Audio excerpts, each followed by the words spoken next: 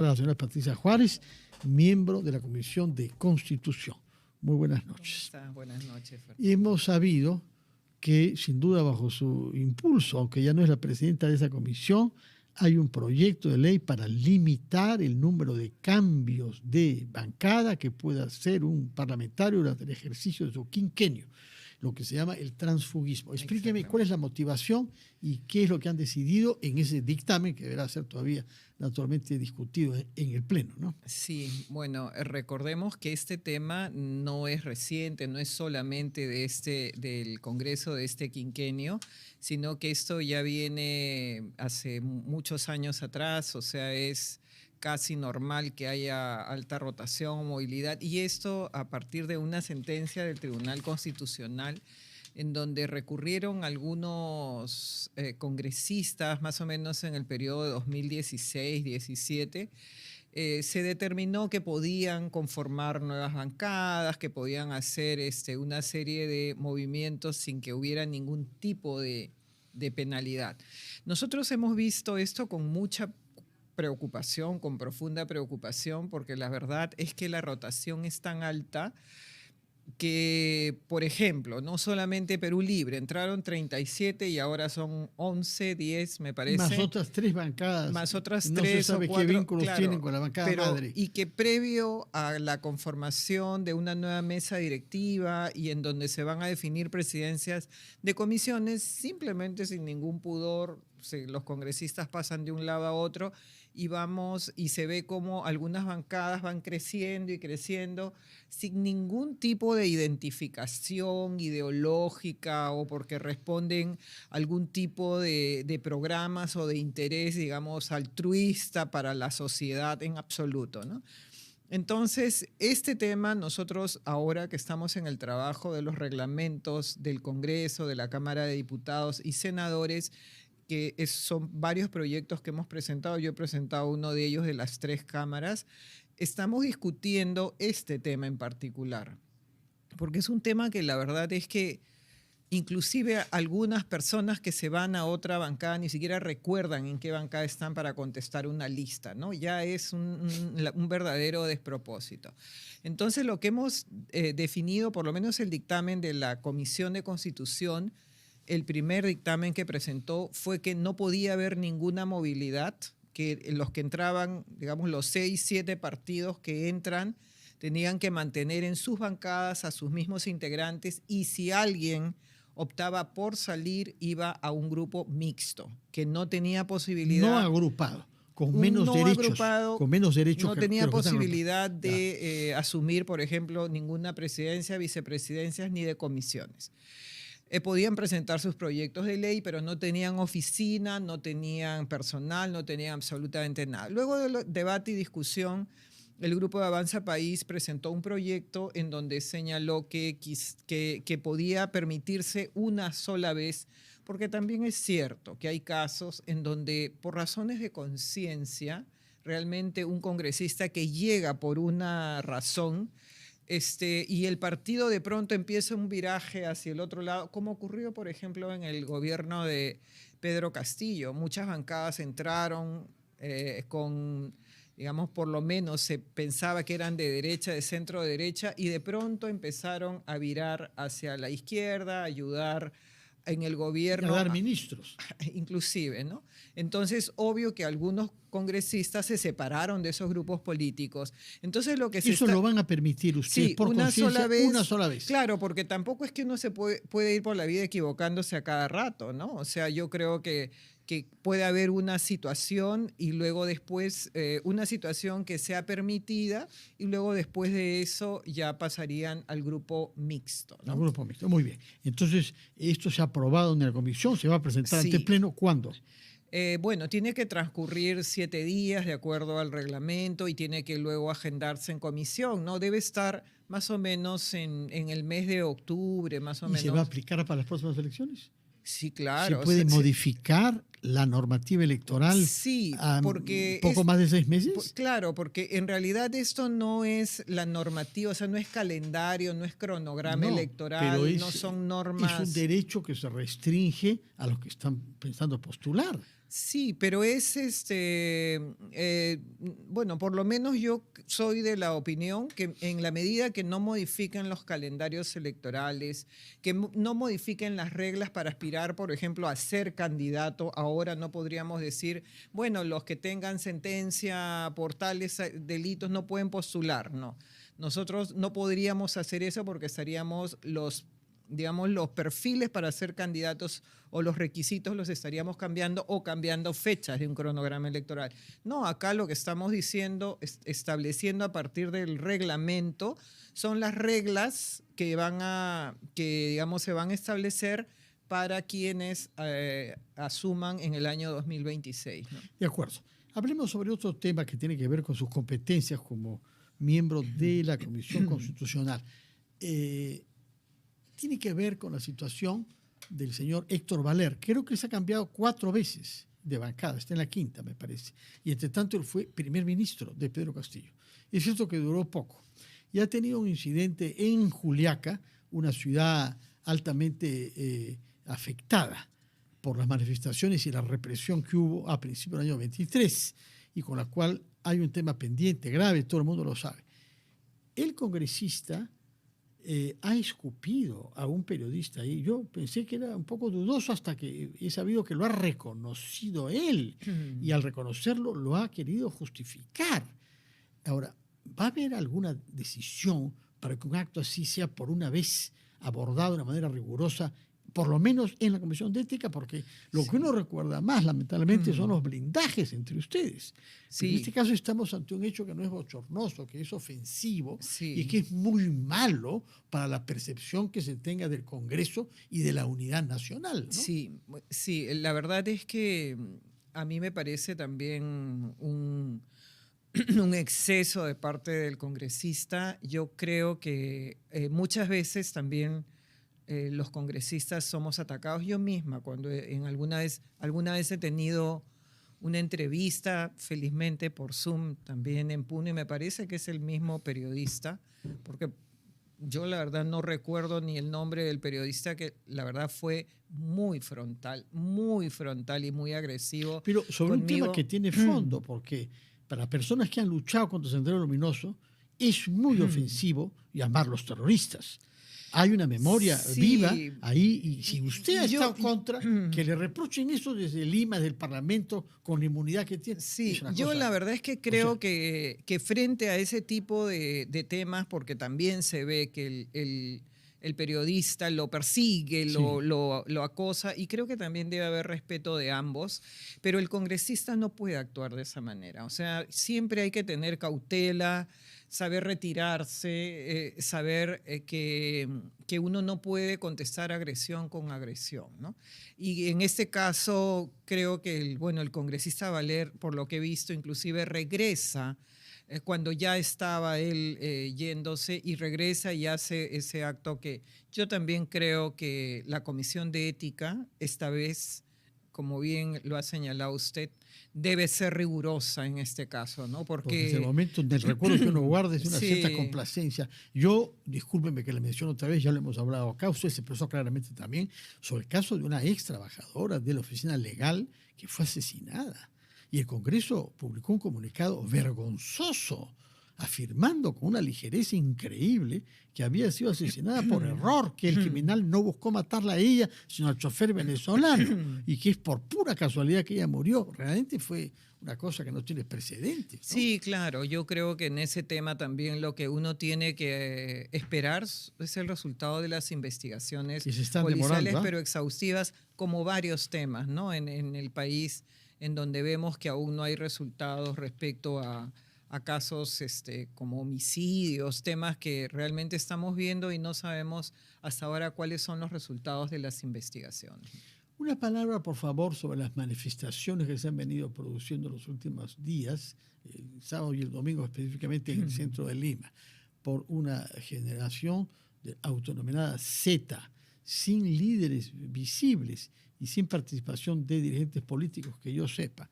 Y esto ha dado lugar naturalmente a enfrentamientos, y han habido actos de violencia cometidos por algunos manifestantes y también por algunos agentes policiales. Tanto es así que hay una investigación en curso, por lo menos una, sobre un agente que habría, y hay quejas del uso de perdigones u otras, no solamente contra manifestantes, sino contra periodistas también. Y estos periodistas, a diferencia del de Juliaca que usted menciona, no estaban con una actitud provocadora, estaban ahí para hacer su trabajo, de dar cuenta de lo que está pasando y eventualmente filmar.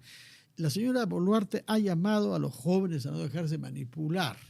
Eso parece partir de la premisa de que no son ellos los que han decidido esta manifestación. ¿Cuál es su opinión, usted que tiene contacto con juventud, respecto de este clima que no solamente se registra en el Perú, sino en muchos otros países, ¿no? Bueno, yo creo que hay el ánimo de muchos jóvenes, de mucha gente de pronunciarse, o sea, no en vano, digamos, se ven los niveles de desaprobación que no solamente tiene el Ejecutivo, sino también el Congreso de la República, ¿no? O sea, en realidad hay, a pesar de que muchos de nosotros en el Congreso trabajamos sin descanso y tratamos de que las cosas, las normas que nosotros demos, las actividades de representación que hacemos, sean positivas y en beneficio de los ciudadanos.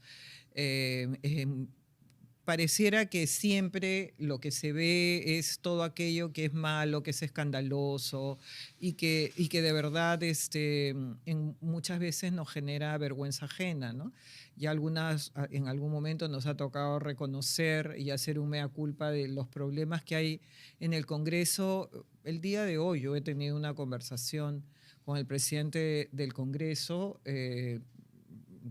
Hemos pedido una cita con el congresista Alejandro Cabero para expresarle la preocupación en muchos de los casos de las medidas populistas que se aprueban en el Congreso, de que somos el Congreso, digamos, tenemos el honor en esta oportunidad de ser congresistas y que tenemos que saber estar a la altura de esa circunstancia y que más allá de cualquier interés político, electoral, o sea, nuestro interés principal debe ser el país, lo que vamos a dejar realmente como legado para nuestros hijos, y el presidente ha estado absolutamente de acuerdo en que tenemos que ser cuidadosos con los temas de la agenda, en que tenemos que ser cuidadosos de no comprometer la caja fiscal, que tenemos que pensar que todo no se acaba el 28 de julio del próximo año y que más allá de quien esté, tienen que que tenemos un país que ha estado encaminado y que algunas de las medidas que se están dando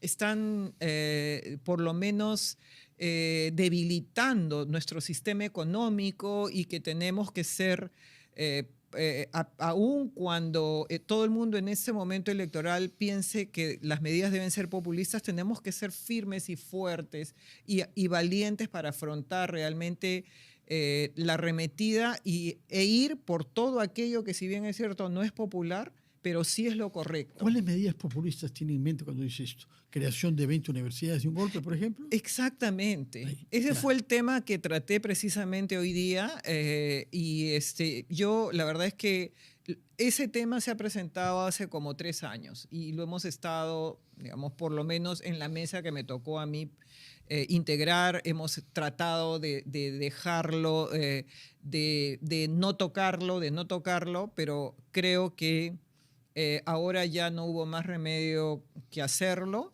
y nosotros, por lo menos, Fuerza Popular, siempre tratamos de sostener algunos temas y muchas veces nos quedamos solos en el camino, ¿no?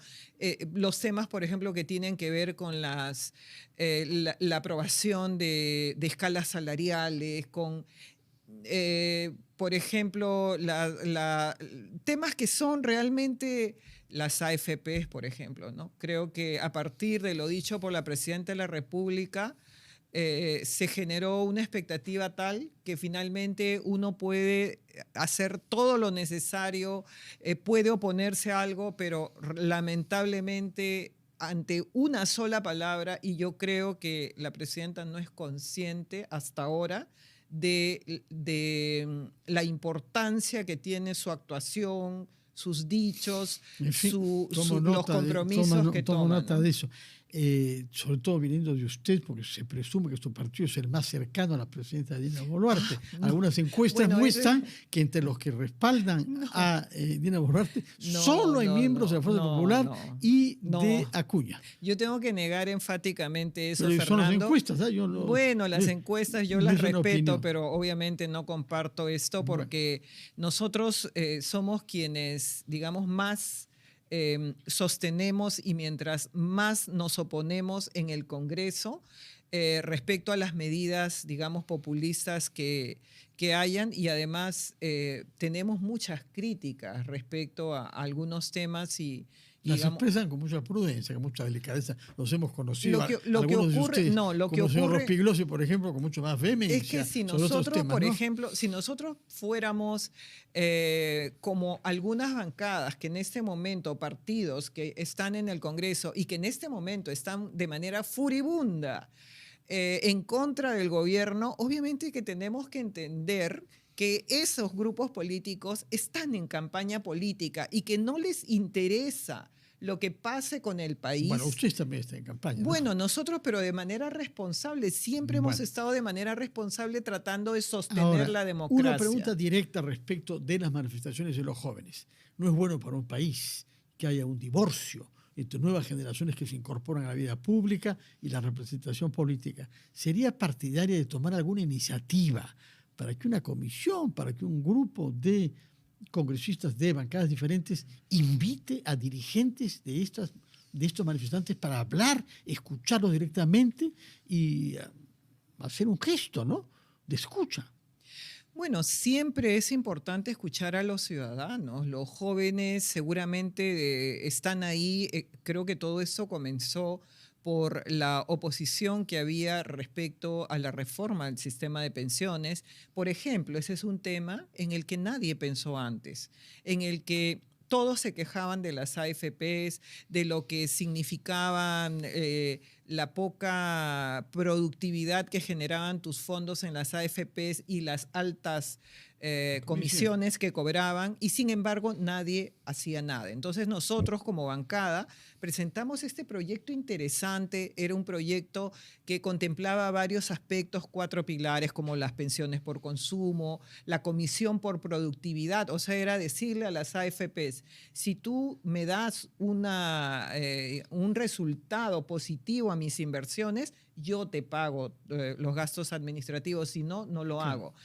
Eso estaba contemplado dentro de la reforma del sistema, está contemplado porque es una norma aprobada. Entonces, esto parece que se ha malinterpretado porque salió un reglamento que no fue el que realmente aprobó el Congreso, y esto generó, por supuesto, este enojo en muchos de los jóvenes. Y claro, sería importante reunirnos con ellos para explicarles en realidad de qué se trata. Usted tiene un mandato, porque usted representa, usted hay podría invitarlos. Muchísima Vengan gente. al Congreso y conversemos, vengan. Nosotros 5, 10. conversamos, por ejemplo, con personas independientes. Mucha gente, cuando ya está llegando a los 40 o 50 años y nunca ha cotizado en su vida para un sistema de pensiones, ellos te dicen, por favor, yo quiero ver dónde puedo pagar, cómo me descuentan, yo quiero aportar, porque obviamente todos, muchos ya estamos llegando. Quedamos a la espera entonces todos van a de llegar iniciativas de su una parte edad de para jubilación. conversar con los jóvenes, de la misma manera que acá en RPP. Muchas gracias. Nos corresponde hacer saber que quisiéramos conversar con personas que puedan representar esa generación Z y saber, porque parte de los reclamos tienen que ver también con la criminalidad y con la sensación de corrupción que hay en el Estado y varias entidades públicas, incluida la Policía Nacional, lamentablemente, tal y como ha quedado patente, lamentablemente, por declaraciones hechas por agentes policiales paraguayos, se sienten no defendidos esos jóvenes y ven lo que pasa con los comerciantes y con los transportistas. Yo quería preguntarle, puesto que nos ha dicho que tiene una actitud crítica frente al gobierno, ustedes han sido muy prudentes y si no púdicos respecto a la censura promovida del ministro Santibáñez, ministro de Justicia. Ministro, como usted sabe mejor que nadie, fue censurado por el Congreso con los votos de Fuerza Popular por ser no idóneo. ¿Qué posición van a tomar frente a esto? ¿Cuál es su sentimiento personal? Bueno, nosotros hemos visto, creo todos en televisión nacional, que han habido unos audios que por lo menos yo lo he escuchado al presidente del Consejo de Ministros señalar que no corresponden a su voz. Nosotros, por lo menos yo soy Dijo que no reconocía el audio, ¿ah? Fue un poquito más sutil, más abogadil cuando dijo. Algo así, seguro. Tal vez no capté bien el tema, pero yo entendí que él negaba que, digamos, él pudiera hacer. Luego, yo entiendo que también hay formas en el Congreso y una de ellas es que hay que interpelar y luego o invitar o el ministro presentarse de manera voluntaria y luego de ahí ir a la censura. O sea, para usted no basta con la convocación que hizo la comisión respectiva. No, es que no se puede es que censurar. Formalmente no corresponde hacerlo. ¿Ha visto bien el reglamento? Sí, por supuesto. Y además, nosotros, por ejemplo, en su momento, hace ya 2 años atrás, presentamos una censura igual, directa, contra el ministro Condori, que era el ministro del agua racimada. De la salud, lo recordamos muy bien. De salud. Bueno, el oficial mayor simplemente nos rechazó el pedido de censura porque era una censura directa.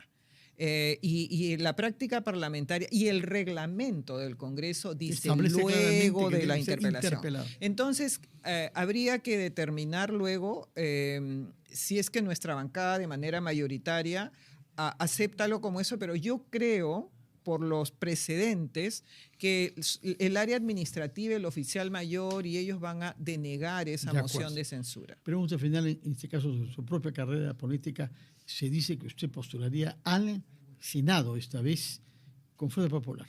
Bueno, se dice, pero todavía todavía no hay ninguna confirmación, todavía no tenemos nosotros como partido todavía decisiones de esa naturaleza. O sea, son conversaciones que se están teniendo. Pero lo que usted desea para los próximos 5 años. Bueno, me gusta la carrera política, sí, es interesante. Yo he sido parte de este Congreso y en la Comisión de Constitución con mucho agrado durante meses preparamos este proyecto de retorno a la bicameralidad con gran esperanza porque creemos que hay que hacer cambios en este país. Sigue siendo que se ha optado por lo mejor y que el Senado con su doble modalidad de elección era una buena idea. Sí, yo la verdad es que si no había forma de que salga porque las regiones no estaban de acuerdo con aprobar si es que no había la posibilidad de asegurar que por lo menos un representante venga de cada una de las regiones. Y eso también, por supuesto, asegura que todo el país esté representado en el Senado. Muy bien, tomamos nota de que está considerando mantenerse en la carrera política y en ese caso sería en el Senado de la República. Muchas gracias, Patricia.